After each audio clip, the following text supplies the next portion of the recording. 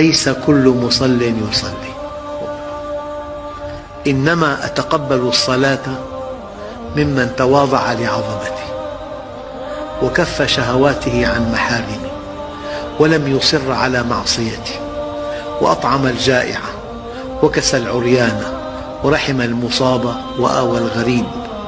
كل ذلك لي وعزتي وجلالي، إن نور وجهه لأضوأ عندي من نور الشمس، على أن أجعل الجهالة له حلما والظلمة نورا، يدعوني فألبيه، يسألني فأعطيه، يقسم علي فأبره، أكلأه بقربي وأستحفظه ملائكتي.